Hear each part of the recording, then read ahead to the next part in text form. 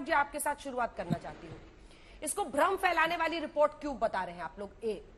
B, क्या नीतीश कुमार जिन्होंने बिहार में एक्सट्रीमली बैकवर्ड, अति पिछड़ा एक पूरा वर्ग 114 जातियों को बनाया, वो आज सबसे बड़ी आबादी जातीय तौर पर आप देखें तो 36% आबादी लेकर इस सेंसस रिपोर्ट में सामने आई है। क्या आपको नहीं लगता है कि नीतीश कुमार का एक तरह से जो ये दाव रहा है जातीय फॉर्मूले का, वो प्रबल होता है सेंसस के आंकड़ों से? अंजना जी, एक एक करके बात चलते हैं। सबसे पहले मैं बताता हूं कि होता क्या है। अब मैं भारतीय जनता पार्टी का आधिकारिक तौर से प्रवक्ता हूं पिछले 6 महीने से, लेकिन चिट्ठी मेरी आज भी की, मुझे आज बहुत सारी बधाइयां मिलने लगी।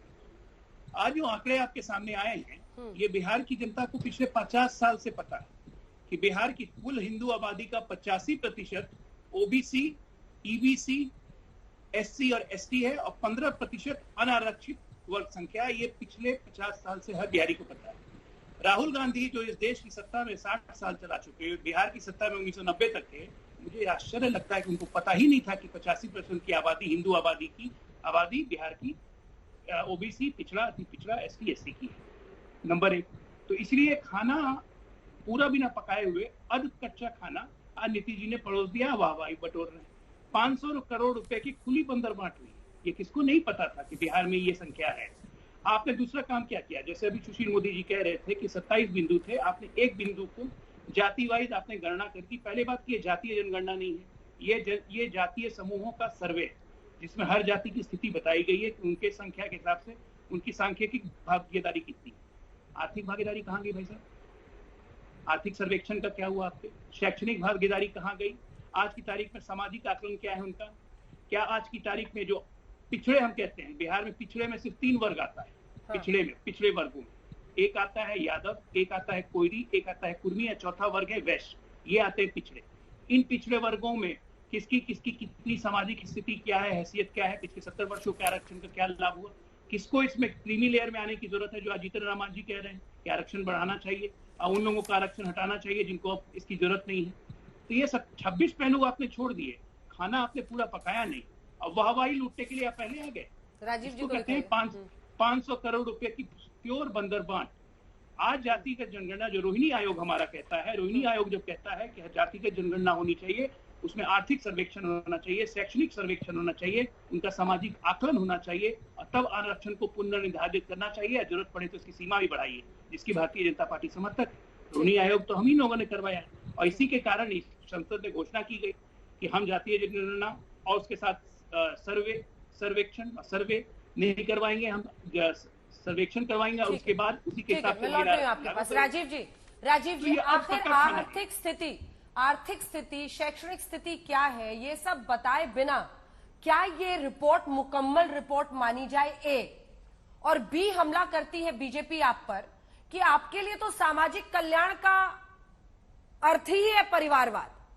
एक परिवार के लोग जो हमेशा आगे बढ़े हैं राजनीति में, उनका, और इस पर वो लालू यादव के पूरे परिवार को, जिनके साथ जो आपके साथी हैं अभी, उस पर हमला करते हैं।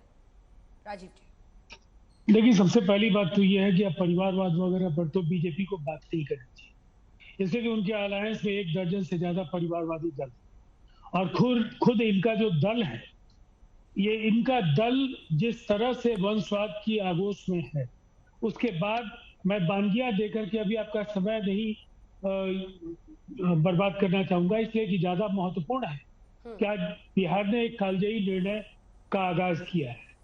इस निर्णय से देश की राजनीति की दिशा बदलने जा रही है, और जिन सवालों को लेकर भारतीय जनता पार्टी के नेता अब तक शुतुरमुर्ग की तरह चुपचाप कुछ नहीं होने का इंतजार कर रहे थे, दरअसल अब उन्हें ये समझने का समय उनके लिए आ गया है कि देश के प्रधानमंत्री की जाति आप बताएंगे, महामहिम राष्ट्रपति की जाति बताएंगे, पूर्व राष्ट्रपति रामनाथ कोविंद जी को दलित बताएंगे, लेकिन देश की जनता अगर अपनी जाति और अपने जिन 27 बिंदुओं पर बिहार का सर्वे हुआ है, अगर उसकी जिज्ञासा है कि इसके संबंध में देश को आधिकारिक तौर पर, वैज्ञानिक तौर पर आंकड़े उपलब्ध करके बताया जाए, तो उससे इन्हें गुरेज है। और ये सड़क से लेकर लगातार सुप्रीम कोर्ट तक पूरी तरह से जब आधिकारिक तौर पर सॉलिसिटर जनरल और इनका एफिडेविट, इसके बाद कुछ नहीं बचता है कि ये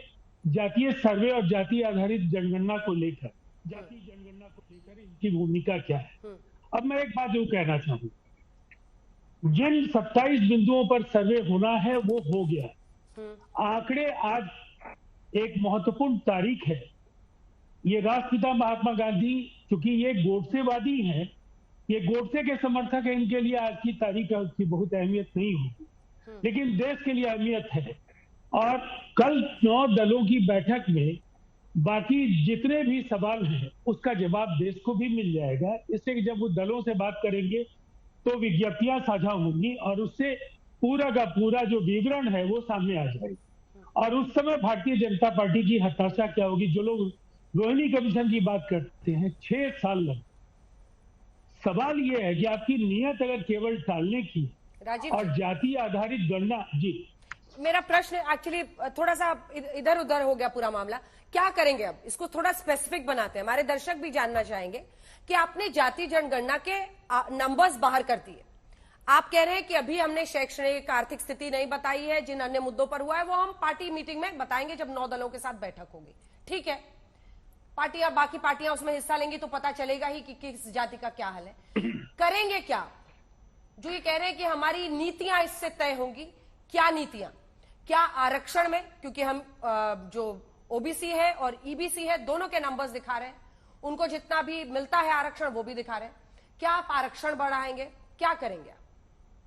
देखिए, सबसे पहले जो इस सर्वे को लेकर राज्य सरकार की जो सोच है, पहले ही नीतीश कुमार जी ने ये बताया कि हम जो केंद्र सरकार की और राज्य सरकार की जो योजनाएं हैं, अभी हम इसको राज्य सरकार के संदर्भ में लेते हैं। जब 24 में हम आएंगे तो केंद्र सरकार के तौर पर लेंगे और 24 में जरूर आएंगे। लेकिन बिहार में जो भी राज्य सरकार की योजनाएं हैं, उन योजनाओं में आबादी के आंकड़ों की भूमिका, उनके शैक्षणिक, आर्थिक, सामाजिक स्तर के संबंध में जो रुझान मिलेंगे, जो संकेत मिलेंगे और जो विश्वसनीय प्रामाणिक आंकड़े हों, उसके आधार पर उसका खाका तय करना जो योजनाओं के निर्धारक होंगे उनके लिए ज्यादा सहज हो। और इसीलिए इसे प्राथमिक तौर पर इसे इस दृष्टि से देखा जाए कि विकास की मुख्य धारा में लाने के लिए मानव विकास सूचकांक की जो अपेक्षाएं हैं व्यक्ति के जीवन स्तर में बड़े बदलाव की, उनको पूरा करने के लिए इन आंकड़ों का हम उपयोग करें। तो आरक्षण से कोई लेना देना नहीं है? आरक्षण से कोई लेना देना नहीं है राजीव जी? इस सर्वे को लेकर जो हम लोगों का हलफनामा जो हाईकोर्ट में है वो उससे आप परिचित हैं। अब मैं कहूंगा, एक तरफ राहुल गांधी जी, नीतीश कुमार जी ने सबसे पहले जाति आधारित जनगणना की मांग की, तो ये वो एक राष्ट्रव्यापी बहस है और लगातार इंडिया के नेताओं के बयान आ रहे हैं कि हमारी सरकार बनेगी और हम जाति आधारित जनगणना का फैसला देंगे। तो मैं समझता हूं बाकी बहुत कुछ कहना नहीं है। भारतीय जनता पार्टी की विदाई की घड़ी है और केवल गुमराह करने के। राजीव जी, आपने गाड़ी मोड़ दी दूसरे तरफ। प्रदीप जी भी बार बार मुस्कुरा रहे हैं। गाड़ी को मेन सड़क से ना मोड़े, वापस गाड़ी लाएं। सीधा प्रश्न पूछ रही हूं, उसका सीधा जवाब दीजिए। क्या ये जातीय जनगणना जो आपने किया है, इसका आरक्षण से कोई लेना देना है अथवा नहीं है?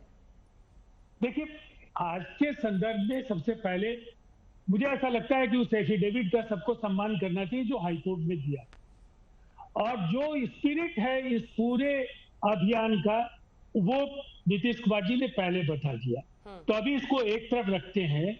आरक्षण को लेकर और जाति आधारित जनगणना पर इंडिया का स्टैंड बिल्कुल साफ है। जब समग्रता से इंडिया के नेता बैठेंगे तो निश्चित तौर पर अगली जो रणनीति होगी वो आपसे जरूर इंडिया के नेता साझा करें।